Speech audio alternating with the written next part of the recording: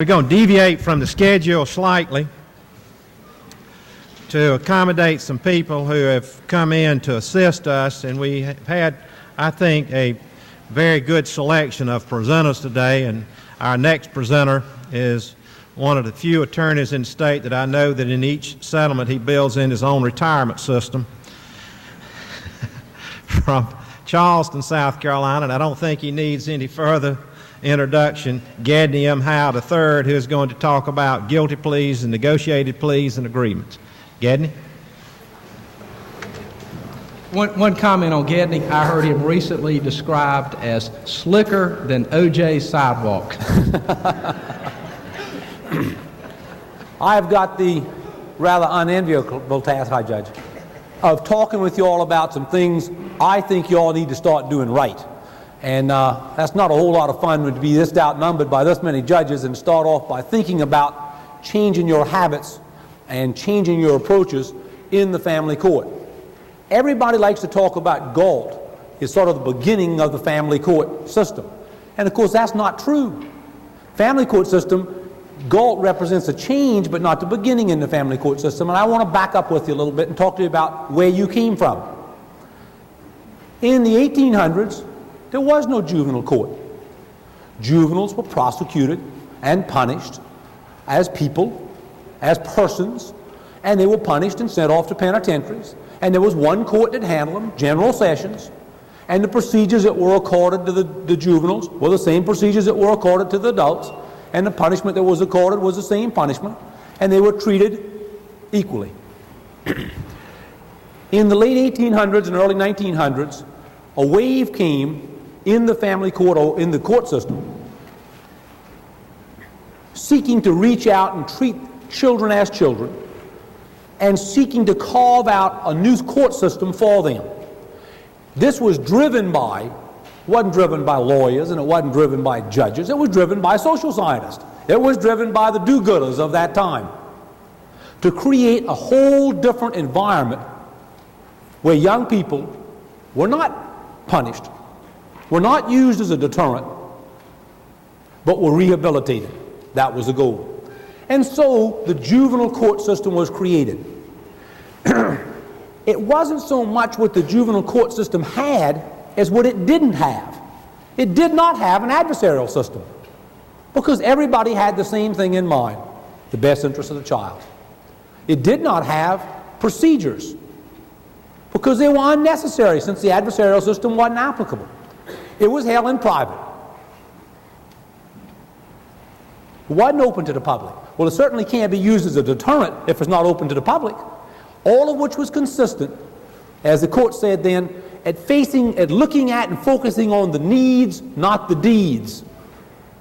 And for many, many years, from let's say about 1900 up through Galt, 67, it was done in private. The judge's powers were unrestricted. His options were unrestricted. And essentially, lawyers did not participate from either side because there was no need for lawyers. It was driven by, it was the creation of and driven by social scientists. It was a social scientist experiment. That's what it was. And of course, like any system which is in secret and has little or no restrictions, it was abused. And who abused it? Judges. And that's where Galt came from. We all talk about Galt. You all know what the facts of Galt were? Read Galt? Galt was a fella, some boy, some child, was charged with making an obscene phone call. That was, theoretically was charged, that was because there was never a charge. He was hauled in front of a family court judge with his mama, and he was punished. He was never confronted by anybody, never confronted by the person who got the phone call. He was never given notice of the charges in advance. The nature of the charges were never explained to him. He never saw a witness, never had a hearing. He just was in the bosom of the court because he didn't need any of that. And of course, it's abuses. It's always extreme factual examples that change the law, that push it in a direction. And after having been punished, if he'd have been there and he'd have been rehabilitated, he wouldn't have complained. But since he was punished, he took it on up. And the Supreme Court said, now wait a minute. Now wait a minute. We can't, we've given this court a special place. We've given this court not just wide latitude, but unrestricted latitude. But here's an abuse. And with this abuse, we're going to set some rules. Got to give them notice of what they're charged with. Got to give them right to counsel. You got to give them the basic constitutional requirements. And at that point in time, everybody thought there's a change coming in the family court. And of course, the most obvious thing that looked like it was going to come next was a jury trial. But it didn't happen. In '71, the U.S. Supreme Court, again, was U.S. Supreme Court that did Galt, U.S. Supreme Court, the issue of the jury trial came up, and you can imagine it wouldn't have been long when these young do-gooder lawyers in law school would have seen Galt and said, boy, right to the jury trial is coming next. And it went on up. And the Supreme Court, interestingly enough, and I think to everybody's surprise at that point, said, no, the purpose of this family court, let's go all the way back. Why did we create this family court? We created it to rehabilitate. We created it to have the best interests of the child come first. We didn't create it to load it up with procedures, to load it up with regulations, to give it structure. We want it to be somewhat flexible. Now, we've given it some structure to protect the defendant, but we think a jury trial, if in fact you give the juvenile the right to a jury trial, then there's really no need for a juvenile court. And that's probably true. Because if he has a right to a jury trial, General Sessions will do fine. And if all juveniles have the right to a jury trial, you could argue that you are in effect abolishing the juvenile court. And we don't want to do that. Now, that's '71. Our legislature has, and y'all are more familiar with this than I am, legislatively said we're giving juveniles many, many, many rights, but we're not giving them the right to the jury trial. And that is why they don't have it. And that's why it's okay for them not to have it, because the Supreme Court has said, invalidated this theory. Now, the way I think that we thought about this, or thought about it then and think about it now is, and you'll remember this is somewhat equated to high school students. Remember the big change at the same time we were talking about due process for high school students and wearing black armbands, etc. And the question was, were they persons under the Constitution? All right? Were students persons? And the Supreme Court came along and said, yes, they are persons. And of course, if you are a person, you have the constitutional rights that go along with being a person. And children were thought of as non-persons under the Constitution, and through Galt, through subsequent cases, and now through our state legislature, children are thought of as persons under the state and federal Constitution. Now, I'm going to talk with you with that backdrop about guilty pleas, plea bargains, and hopefully get in somewhat to immunity. You know, Dylan's song, there's a change a-coming, all right? The change is coming. And y'all, the newer judges, are not as bound by their habits, good and bad, as some of the older ones. But you have to approach now this new concept of the family court is not there just for rehabilitation. The family court punishes, and the family court deters. And sometimes it does that by sending somebody to General Sessions, and sometimes they keep them there and just put a whipping on them right there and punish the hell out of them. When you've got punishment, when you've got deterrence, you gotta have some due process to go along with it. If you're just there keeping them in the bosom of the court, and you sending them home tomorrow, don't worry, nobody's going to complain. You can ask them a few questions and send them on home. But that's not what's happening. Pete gives you these scary statistics. They're pretty scary. What they're saying to you is, you're going to start wrestling with the kind of crime that society has previously thought just the big boys, the grown-ups, were doing. When they picked that age the age of juveniles, the theory was below that age, little or no violent crime, little or no punishable crime was going to be going on. And I think that when they originally picked those ages in different states, they were generally correct. I haven't been practicing law too long, but I mean, I did plenty of juvenile work in the family court.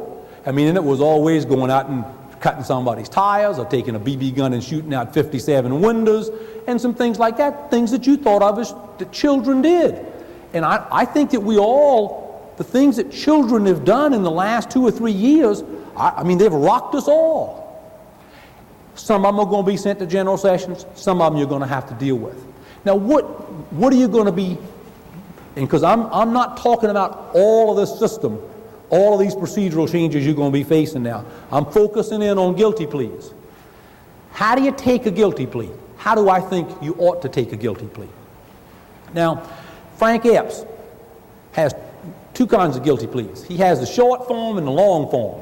If he's going to put them on probation, he gives them the short form. Nobody bitches about going on probation. Okay? But if he's going to put somebody in jail, he gives them the long form. And where I think you'll change in form, i.e. the way you do it, and in substance, the way you approach it and think about it, has got to change is you've thought of yourself as being in a private court, which isn't open to the public, helping these children in a positive way, and that the secrecy was in their best interest, and that the public generally paid little or no attention to what was going on in family court. Now, be it today or tomorrow, you're going to start getting confronted with some bad cases. And some of them you're probably going to hope the solicitor's office asks to send up to general sessions, and they aren't going to. And you're going to be confronted with guilty pleas. And you're going to be having to think out how you approach that guilty plea. Now, some of this is partly for me. I don't know if I can get this one to stay up. Well, I don't worry about it. What Galt gave was the right to counsel. That was the first big right that Galt gave. And then Galt gave the additional right, or or advising them. Let's bring it over here and let's try it. There you go. I don't know what that's. I'll just hold. Okay.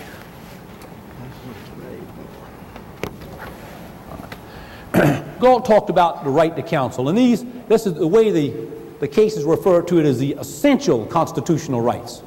They talked about the right to counsel and the right against self-incrimination. And then we've got in here the right to a jury trial, which is thought of as an essential constitutional right, which isn't applicable to the children. Now, when this child comes in front of you, the first criteria, the first thing you're faced with is he competent to plead guilty? Is he competent? Is he old enough? Is he wise enough? And I think that I would say to you there, you'll be surprised there isn't any law as far as guilty pleas are concerned. All right? Because remember, in many respects, guilty pleas in the family court and the juvenile court are almost a new thing. Because before, there wasn't a plea in the sense that everybody was there. This is pre-Galt now. Everybody was there pre-Galt to think and talk about the best interest of the child. Guilt or innocence, conduct, deeds were not the issue. It was needs. And so this advent of a guilty plea is really a pre-Galt creation. And again, when you go and read the literature, none of it's written by lawyers. It's all written by these social scientists, talking about if you've got a lawyer, what percentage of people go to jail, and if you don't have a lawyer, what percentage of people go to jail, and if you plead guilty. It's all this tremendous series of numbers just crunched out, thousands of them, analyzing from a social science perspective what's going on in the family court. Now, y'all all handle guilty pleas in general sessions. You know how to handle a guilty plea. And that's how you ought to handle one in the family court. There are no shortcuts anymore. There's a distinction without a difference. If these kids are pleading guilty in front of you, I think you've got to talk to them about, do you understand that you've got a right to testify on your own behalf? Do you understand that you have a right to confront these witnesses? Do you understand that you have a right to call witnesses? Do you understand that you do not have to testify and there's no inference that's going to be taken if you don't testify? Do you understand that a guilty plea is a waiver of your rights? Do you do so freely and voluntarily? Has anybody promised you anything or threatened you in any way? Now, based on my experiences, that's going to be something new for a lot of y'all. It's going to be taking it away from the informality. It's going to be taking it away from the real original concept of the family court, the lack of structure, the informality, the friendliness, the family air of what's going on, and interjecting the regular court atmosphere, due process, the knowledge of the maximum sentence. And then, and this is what brings me here, this is why I'm here with y'all, the plea bargain deal or recitation. Because, and we're going to talk about that next, I handle Thrift Brothers. Thrift Brothers resulted in the memorandum being sent to y'all about how to handle guilty pleas that have plea agreements with them. And that's what brings me to you to hopefully teach you this new angle in the family court. Now, I think my advice to you, what I'd like you to probably take, which I think is the most practical for you, is pretty much the Frank Epps approach.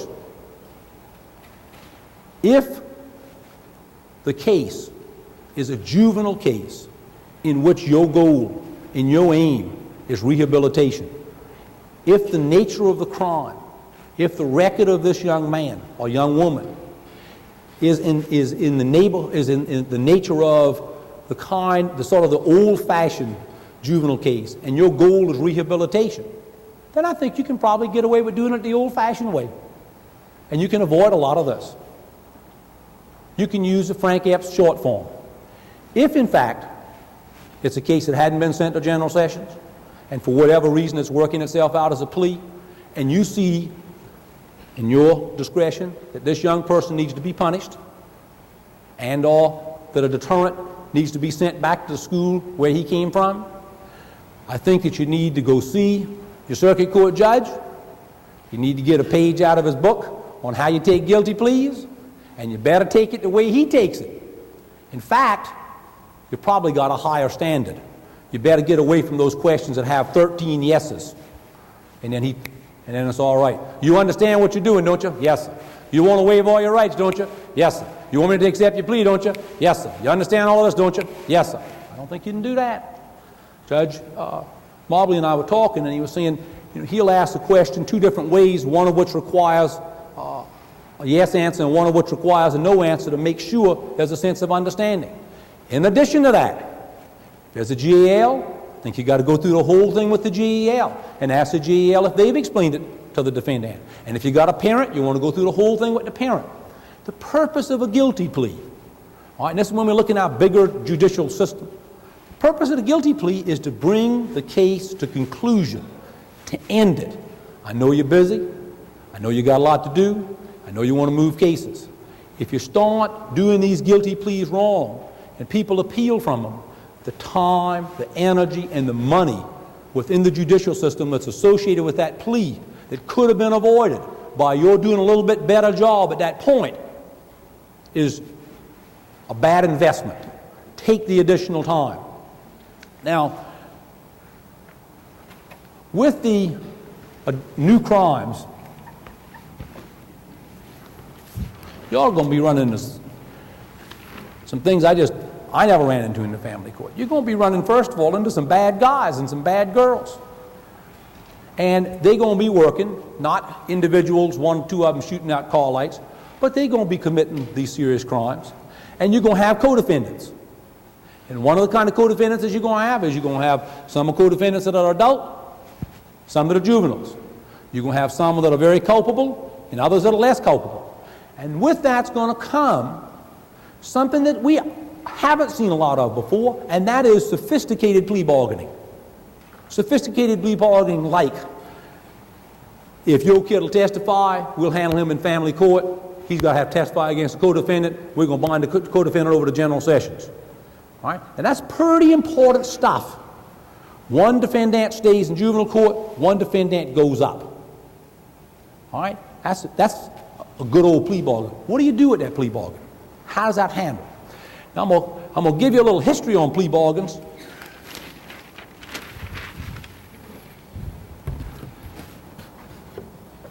If y'all can't read this, you're not supposed to be able to read it. I mean, I can't write it big enough, and it gives me just a little bit of a go-by.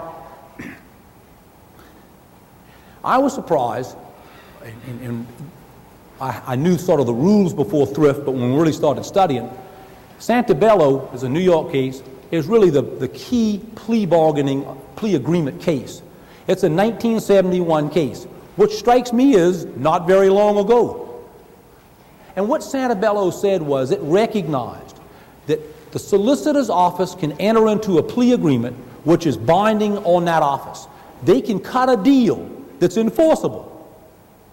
Now, they said where the plea agreement rests on a promise that is part of the plea, it must be enforced. All right? It's a contract. So the solicitor says, your guy does A, B, and C, and we won't send him up. Okay? And they later try to send him up. You're confronted with, can they enforce it? Well, of course, the next thing that came along was, like any other contract dispute was in Cooper versus the U.S. 78, can it be oral? Court said, yeah, oral, that's a contract. You got written contracts, you got oral contracts. A plea agreement is contractual in nature. Sure, you can have an oral plea agreement. What is the remedy? What is the remedy for a plea agreement? Specific performance. They say you won't send them up, they won't send them up. They say they will make the following recommendation, they have to stand up and make the following recommendation. If in fact you have determined that the plea agreement exists.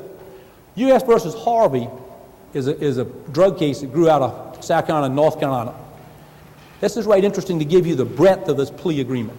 You know, the federal system is broken up into districts. South Carolina happens to have one district for our state, but North Carolina has an eastern and a western district. Georgia has 3. And when that U.S. attorney says, if your man testifies or if your man does this, we will drop all charges, guess who he's speaking for? The United States of America. He's not speaking for the Eastern District, unless he says he's speaking for the Eastern District.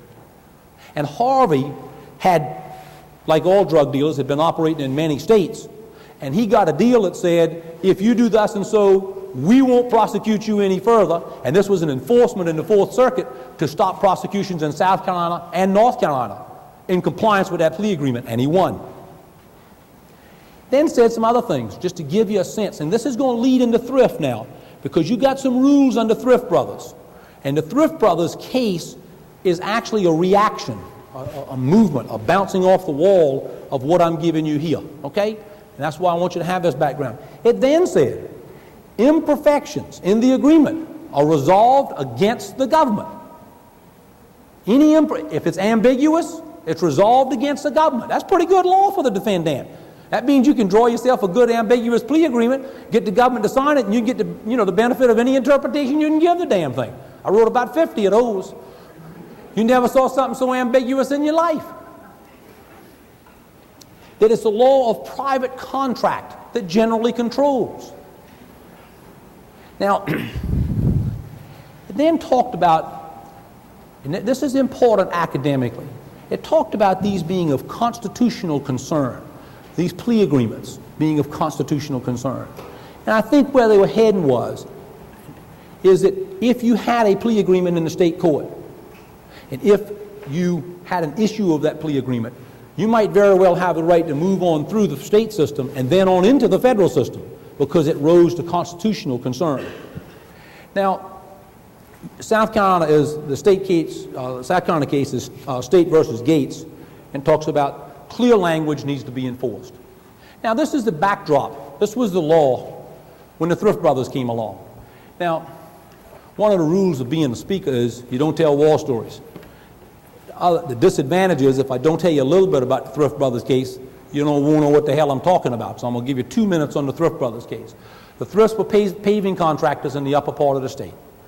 They were charged with a bunch of rascality all over the state, primarily involving paying off people with the South Carolina Highway Department. The state indicted them in Horry County because when they were at Myrtle Beach on one occasion, they gave some money to Herman Snyder, who was the head of thing, a couple of $1,000 to go play golf with, okay? Now, the backdrop of that was they could have indicted them, or said they could have indicted them, in Anderson, Greenville, and Oconee counties. But the Thrift brothers are pretty popular up there, all right? And they don't want to indict them up there because they were afraid they couldn't convict them. So they made the tactical decision of indicting them in Horry County because that's where the money had changed hands on one particular incident. Okay? So they indicted them for ethics violations. And the Thrift brothers pled guilty to ethics violations. And in the plea, at the time of the plea, nothing in writing. At the time of the plea, the Attorney General stood up and said, Your Honor, pursuant to a plea agreement, Sam Thrift and Tom Thrift are going to plead guilty to this count. And they did. And they were sentenced. At that point in time, the Statewide Grand Jury Act did not provide for the statewide grand jury to punish public corruption. It had no jurisdiction. And the file was closed. 8 months later, the legislature amended the Statewide Grand Jury Act and added to the Statewide Grand Jury Act the right to punish and prosecute public corruption. And the Thrift brothers, Sam, Tom, and their nephew Glenn, and Gary, and the corporation were indicted by the statewide grand jury. And all hell broke loose. The case has got a lot of issues. And it was a right interesting case. I don't know how many of y'all have been in front of the South Carolina Supreme Court. The argument started at 2 o'clock. It ended at 6:30. When this case went to the South Carolina Supreme Court, we argued it for 4.5 hours. Okay? Now, the Thrift brothers said, wait a minute, when we pled guilty, y'all told us all the charges would be dropped. Not just against us. You told us my brother Gary and his son Glenn and the corporation, they weren't going to be prosecuted either. We made a deal with y'all. What kind of deal? An oral deal. A plea bargain for no further prosecution. Now, that was the nature of the hearing that took place before Judge Whetstone. We called 3 lawyers from our side that said this was the agreement. This was the oral agreement. There's nothing in the record other than pursuant to plea negotiations. There's nothing in writing, no letters. It's a good old who ran the red light sort of thing. Our oral testimony against their oral testimony. And their oral testimony was warning. Our people were pretty clear. The AG's office said, I really don't remember what happened, but I agree that I closed my file immediately after the plea. Okay? It was pretty obvious. We thought it was pretty obvious that the plea agreement had been reached, the plea was taken, the file was closed. There wasn't any other prosecution that the state could have done that they wanted to do. The Greenville News started giving Medlock hell. This new vehicle came along for taking this sweetheart deal. The Greenville News came along and started giving them a hard time. Then the statewide grand jury got this new jurisdiction, and as an afterthought, they started prosecuting these people. But it is a very contentious matter. I mean, if you think about 3 lawyers up testifying about what the deal is, 3 more from the AG's office saying that isn't the deal, that's pretty much the judicial, the legal system airing a little dirty linen in public. It didn't go over well. Our court ruled with us. South Carolina Supreme Court said there was an oral agreement. Now, I want to touch back on something. I'll get to say. The South Carolina Supreme Court said something in line with, it said, we recognize oral plea agreements. We think that oral plea agreements are controlled by contract law. We think oral plea agreements are legal and not equitable in nature. That's very important, because if it's legal, they are bound by the factual finding of the trial court. If it's equitable, they've got a right to create their own their own factual conclusions. And they said pretty much everything we wanted them to say. All right? But what they said wasn't plowing any new ground. It was what Santabella had said and what these other ones had said that I just went over with y'all. They just reaffirmed that that was the law in South Carolina at that time. And then they just proceeded to change the hell out of it. All right? They said this was the law and it controlled this case. But there's a cute, I don't know if you all ever heard this cute little story. A fellow's arguing to the judge. He says, he's making a statement and the judge pounds his gavel. He says, Mr. Jones, that's not the law. He said, I'm sorry, Your Honor, it was the law before you spoke. And that's sort of what the court said. Pre-thrift. But let me give you this first. The date that thrift came out was December the 6th. And the day on December the 6th, a memorandum was sent out to all family court judges. And this is interesting and I think fits with what I'm telling y'all. This is directed to circuit court judges, those big judges. And guess who else of equal importance? Family court judges. No distinction. No distinction. We direct your attention to the decision of the South Carolina Supreme Court filed today. So that's how important they thought it was. You got this all facts to you. All these numbers and all that sort of stuff is what it is. Thrift holds that the court will not review terms of a plea agreement that were not set out on the record. The opinion states, important now, the responsibility for placing such terms on the record is shared between the trial judge and trial counsel. That's different from any ambiguity is resolved against the government, etc. Everybody's got a responsibility, including you. Thrift requires a twofold inquiry by the trial judge, that you ask both the state and the defense whether a plea agreement exists, that you inform both parties the agreement must be outlined in the record in order to be enforced by the appellate court. Now I say to you this, if you got an obligation to do that, and you don't do that, I don't think this defendant's hooked. All right? I mean, I think that it says that you inform both parties the plea agreement must be outlined in the record, and if you don't say, is this the whole plea agreement? If you told me everything, if you leave that off, I think the defendant can probably come back at some later date and say there was an agreement outside of what was put in the record, and no, I didn't know it had to be in the record because the judge didn't ask me. Now, pre-thrift, because this was the law that made the thrift case a winner, it can be in oral or in writing.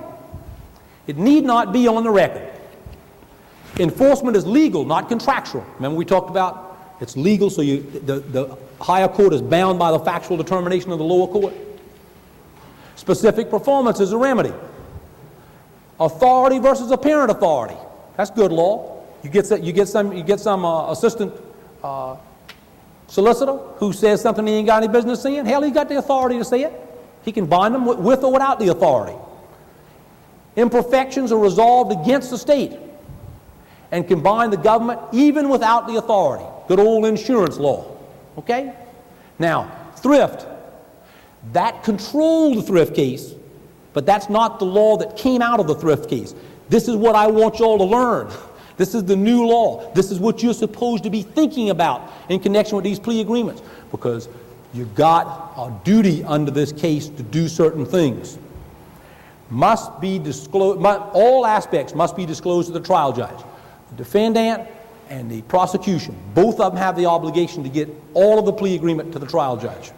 Must be put in the record, all elements. You've got an obligation to make sure it gets there. Shared responsibility of the court and both counsel. No ambiguities just resolved against the state. This hooks me. This hooks the defense lawyer. I can't draw those ambiguous agreements. I can't get out and start testifying to a bunch of stuff I wish he'd said. You know, I'll remember it the way I'd like to remember it in the most favorable way. State and defendant can enforce only what's in the record. State and the defendant can enforce only what is in the record. Limited review on appeal to the terms in the record. Now, I see this, and it doesn't matter whether I agree or disagree, that's the law. I see it partly as a reaction to a bunch of lawyers testifying against each other. I mean, you got three guys. I mean, you know, how often do you see a hearing where there's 6 witnesses and all of them are lawyers, and within 6 months one of them's a federal judge, because Cam Curry was one of the witnesses for the state. I mean, and I think our court looked at this record and said, now what in the world can we do to avoid these kind of problems in the future? And we don't want, I mean, because you see a case like this, you know what defense lawyers do with cases like this. The bad guys, I mean, they start saying, yeah, he agreed to this, and yeah, he agreed to that, and, you know, and then you've got everything that comes along as a dispute as to what the past agreement was. So your role, and I think this is where back to my theme, When they sent this memo out, they didn't make any distinction between circuit court judges and family court judges. This is the natural consequence of more violent crime, more substantial criminal defendants. This is a natural consequence of procedure, structure, order, entering the family court, which was originally created to be unstructured and as flexible as possible. You've got to pick up the theme of thrift. You've got to pick up the theme of day-to-day guilty pleas, because your role, your ever-changing role, your role today is much more directed towards punishment and deterrence than it's ever been before. Now,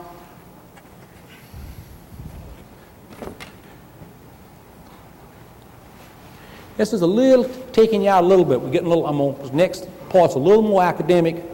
I don't contend you're going to be facing this tomorrow, but I think, that it's a part of this same system, and I think, I want you to understand it and hope it'll help you. Immunity. Immunity is going to be one of the next things y'all are wrestling with. Because when you move into this punishment, there are going to be juveniles who are immunized, who give immunized testimony. And the significance of that immunized testimony, and I'm pretty sure, you're going to have the way I would see this happening is you're going to have a prosecutor in the family court who isn't particularly familiar with immunity, who gives somebody immunity, and then they try to prosecute them in General Sessions Court later, and they're back arguing over whether this family court immunity controls. There are a couple of different kinds of immunity, and we're going to talk about the different kinds, and when I tell you about the different kinds, you'll see where the potential problem is. And then we're going to talk about what we got in South Carolina. You have transactional immunity, use immunity, and derivative use immunity. Transactional immunity is, you say to somebody, if you cooperate, we won't prosecute you for anything having to do with this transaction. All right? Now, you got your Fifth Amendment right not to incriminate yourself. And that means you don't have to say a word. How can the government make you talk? All right? They make you talk by giving you immunity. Now, that sounds good. I've had many clients who didn't want immunity. We'll talk about that. But they give you immunity. And once they give you immunity, you don't have a Fifth Amendment right anymore, because your Fifth Amendment right is premised upon the fact that you might incriminate yourself, right? Well, if you have immunity, you can't incriminate yourself, can you? All right? And so your right not to talk is lost.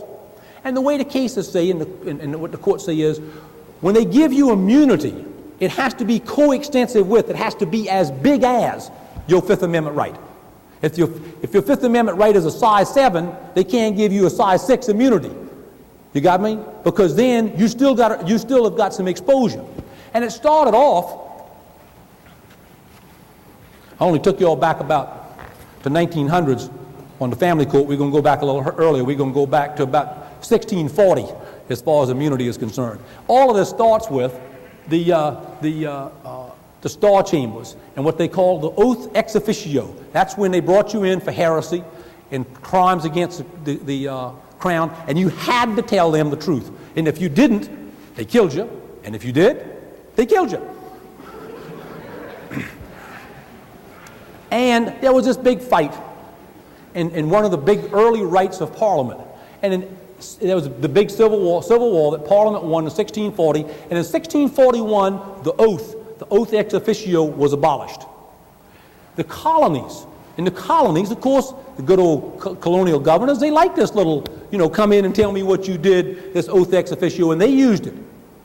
And it was not until the first Congress, 1791, that the Fifth Amendment was passed.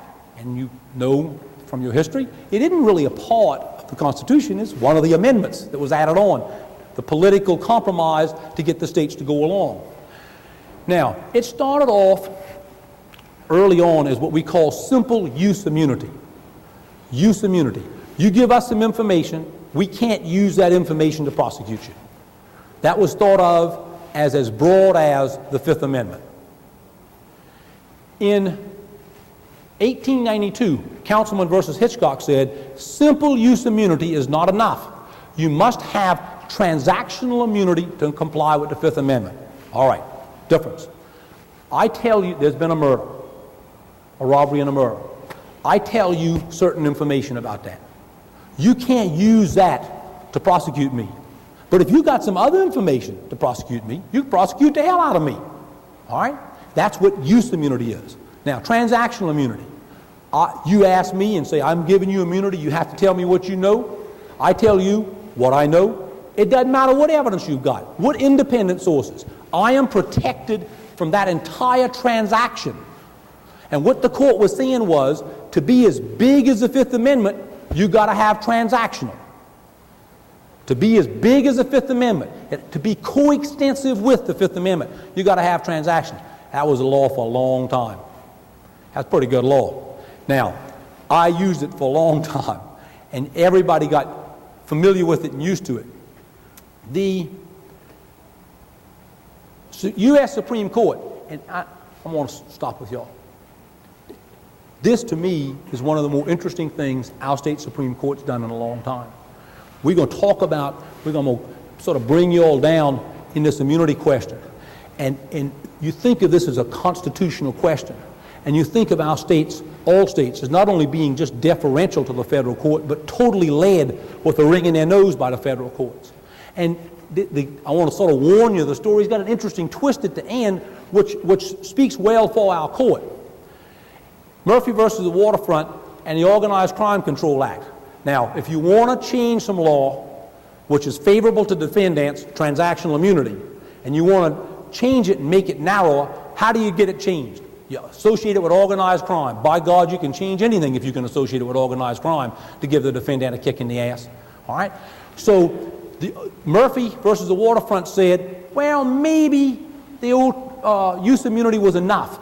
So along comes the organized crime control that says at the federal level, there's no such thing as transactional immunity anymore.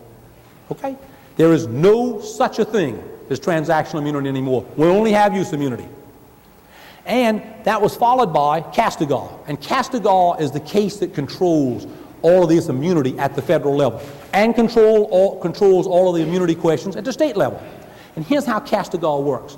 Castigar says that there's a heavy burden on the government to show that the information they're going to prosecute the defendant with is wholly independent of what he told them.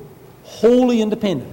So what they do is, if it's an important case, they'll take Agent A, and Agent A will be developing this case. And Agent B will meet with your client and debrief him and talk with him and work pursuant to that use immunity. Agent A and Agent B do not talk. All right? Everybody who believes that can write Santa Claus a letter too, okay? And Agent A is developing this case wholly independent of anything that was told to Agent B. And so you get your guy immunity, feeling pretty good about it now, aren't you? Got him immunity, okay? He goes in and cooperates with them, right? And then they decide, well, we think we're going to prosecute that guy anyway. And you say, wait a minute, you can't prosecute him. He's told you all this stuff. And you have a Castigar hearing. That was part of what we had in Thrift Brothers, all right? We had a Castigar hearing where the government has to come in and meet their heavy burden that is derived wholly independently. And what they do is they bring in and they say, Agent B didn't go before the grand jury. Agent A went before the grand jury. Agent A never talked to Agent B. Here's how he developed his sources. Here's copies of what he's got. All of this was done totally independently of what the defendant told us. And since it was done wholly independently, we have met our Castigar burden. Our grand jury indictment is good, which you've moved to dismiss under Castigar, and you go forward with the prosecution.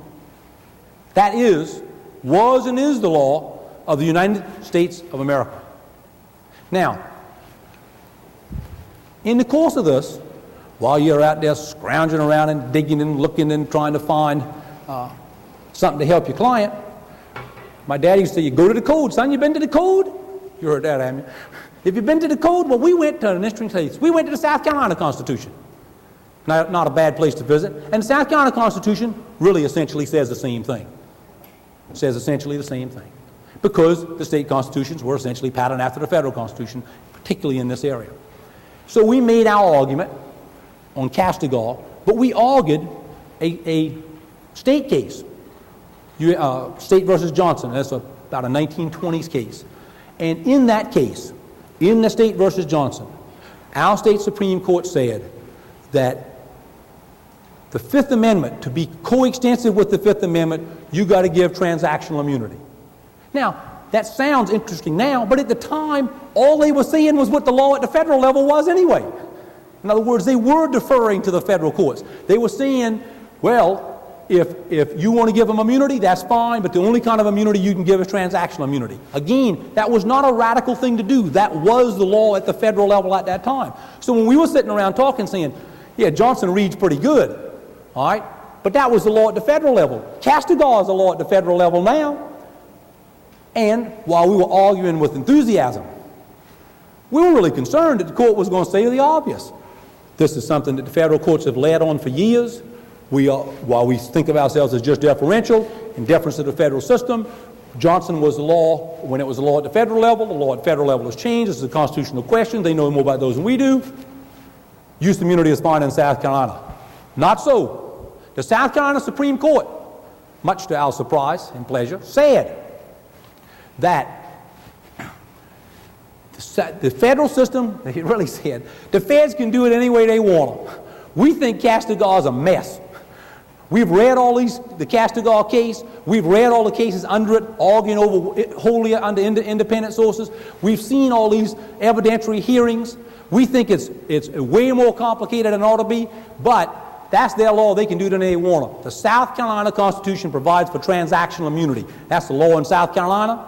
The Thrift brothers went before the statewide grand jury. They testified. They were given the statewide grand jury act provides for use immunity, but there's no such thing as use immunity. They gave them immunity. The only kind of immunity they could give them was transactional immunity. They walk on that too.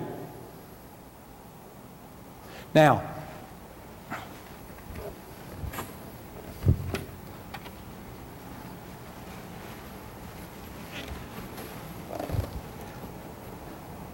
the state of immunity law in South Carolina, it's controlled by the South Carolina Constitution. In 1987, the statewide grand jury act had transactional immunity. That was amended in 1992 to give just use immunity. Now, it's pretty obvious.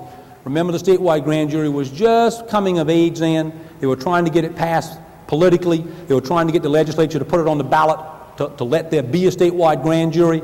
So it's pretty obvious that they threw out a bone to the defense lawyers in the legislature at that time and originally had transactional immunity.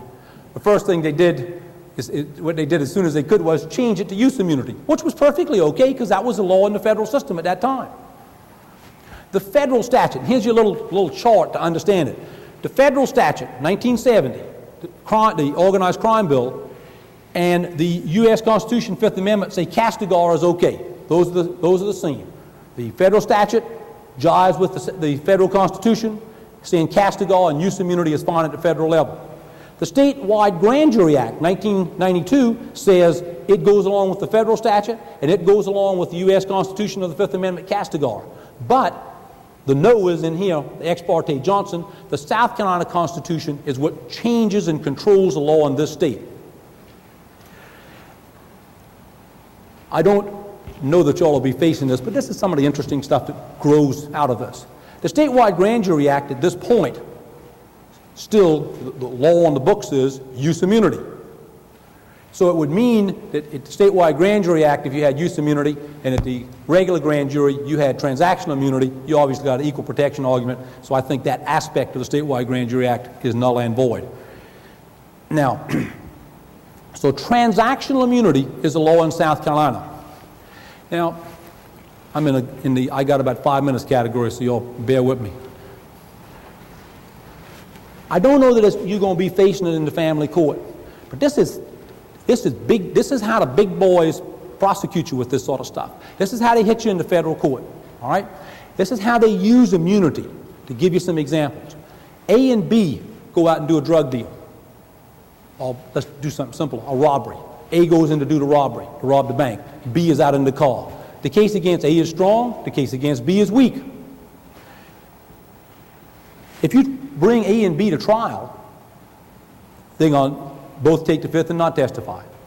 If you bring, when you take if you take B to trial, and A hadn't gone to trial, A will take the Fifth and not testify.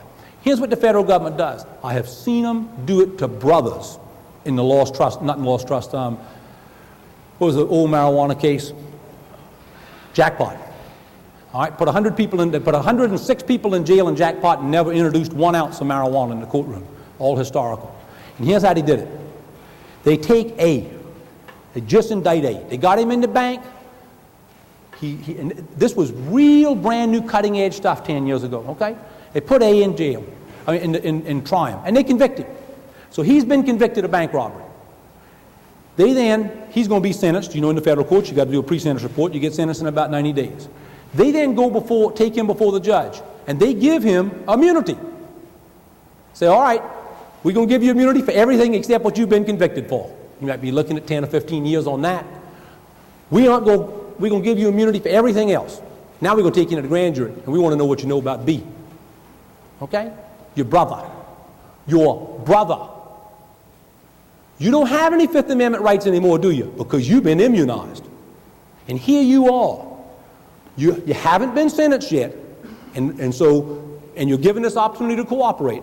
In addition to that, you don't have any rights, Fifth Amendment rights not to testify. And in addition to that, if you don't tell them the truth, they're going to charge you with 1,001 lying to a federal officer, and all hell's going to break loose. Plus, your spirit's broken because you just got the hell convicted out of you.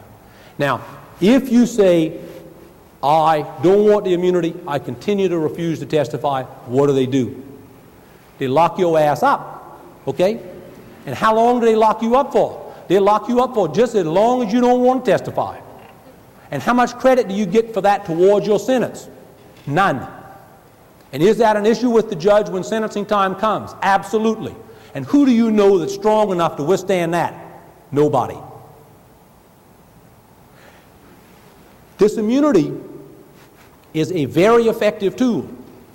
Now, the second thing that the federal system does today, and is a very effective tool, is this derivative use immunity can be a strong weapon against defendants. They have a little, what they call a queen for a day letter. You go in and you say, my guy has a limited role in this case. I want to cut a deal for him. And they say, that's fine. We're glad to talk to your guy. We want to debrief him. We'll give him use immunity. Okay? And so you sit down and there's a 3-page letter. And the letter says, use immunity means thus and so.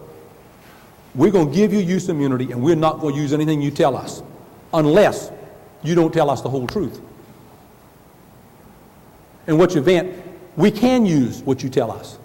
And the criteria is going to be whether or not we think you told the truth and whether or not you can pass the polygraph. And so you got a guy who is unloading some marijuana, he and his brother, and his brother's just had triplets, and he said, listen, I'm going to go in, I'm going to cut my deal, but don't you worry, I ain't going to say a word about you. You've got to, defense lawyers have got to talk with those clients and say to them, listen, this is not a game. Federal government understands what they're doing here. Once you stick your hand in this tar baby, there's no getting out. And they use that use immunity to hammer these defendants against each other. And I'm not saying they shouldn't do it. It's a tool, and they got a right to use whatever tools they want to. What I am saying to y'all, because I don't want this to come away with, our guilty plea stuff was pretty interesting, but I don't know why the hell he told us about our immunity. We ain't gonna never be facing that. Well, yeah, you are. It works too good at the federal level for the state people to not start doing the same thing, and they've already started doing it in Charleston. They've started doing it in general sessions. Once they start doing it in general sessions, it's inevitable that it come down. And in addition to that, something as simple as you're having a sense today that the law in this state's transactional immunity. So when some young prosecutor says, Your Honor, we're going to give so-and-so immunity on this case, or we're going to give them immunity, I want you to understand that they may not understand exactly what they're giving this person, because they may think they've got some use immunity standard. They may think castigar is a rule when it's in fact very different. Now,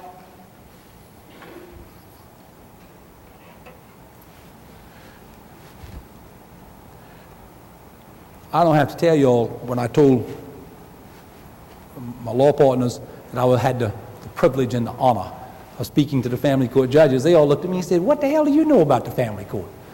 Which was a very reasonable statement. And I think that as I close with you, I think that the message I've got for you is this. I really don't know much about the family court, but I know a pretty good bit about the federal court. And I know a hell of a lot about the state court. And you know what? You're more like them than you think you are. You didn't used to be like them on juvenile matters. You used to have your own little niche carved out. You used to have friendly, uncontroversial, non-adversarial issues to deal with. But the things I'm wrestling with in the federal court, in the state court, are right around the corner for you. They're right around the corner if they're not there right now. And my message to you, my request of you, what I believe is in your best interest, is for you to start taking a more sophisticated view of what's going on in criminal procedure, that you acquaint yourself, you grow into these issues of immunity. You grow into these issues of the nature of guilty pleas. That when you read that memorandum from the court, you say to yourself, this is serious business, and it affects me on a day-by-day basis. Because while I represent individual defendants as a member of the court system, when you take a guilty plea, it's supposed to be the end of that case, not the beginning.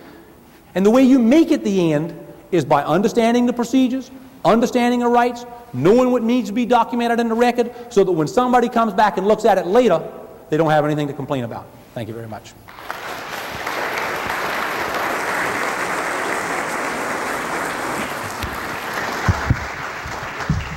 Thank you, Gedney. We've got a couple of minutes. Does anybody have any questions you'd like to ask him? Yes. Jeff Bloom.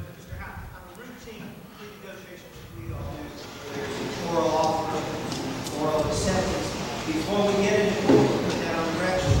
The prosecutor does all of a sudden change the deal. Do you think we need to show some prejudice or bias? I'm of the opinion that the court has said, until you get it in writing, you have not. In other words, what he's asking is, you've got these initial plea negotiations that are all over. And he says, okay, I'll do that. Now the law is pretty good. He says, okay, I'll do that. And then he goes, and you say, fine, I accept. And he goes back to his boss, and his boss says, hell no, you can't do that. You've got to go withdraw that. That's where these cases came from that said he's got the apparent authority, he's bound. I don't think that's the law now, because what the court says is we're not going to review something that's not in writing and in the record. And if they're not going to review it, you can't enforce it. That's the big change. Okay? So yeah, I think you could, it was enforceable before, and that's when you got that cat fight with he said, I said, etc. But what the court's saying is it's not enforceable until it's in writing and in the record. So I think that's a big change. Thank you. Any further questions? Because of that reliance on the record, you don't see any parallels in admissible laws. What? Because of that statement that it's got to be in the record, are these oral agreements, any parallels that's going to come in? Or No parole evidence? No, I don't think. I think it's. I mean, they said it really clear in that case. They're saying we're not going to review, which means we're not going to enforce anything that's not written and in the record. Arguably, you could get it in writing and they back out before you got it on the record. I think that's great. They say they want both of them. Anything further? Gedney, thank you so much for a very thought-provoking presentation. We'll now take a short 15-minute break, and then we'll return for the last seminar.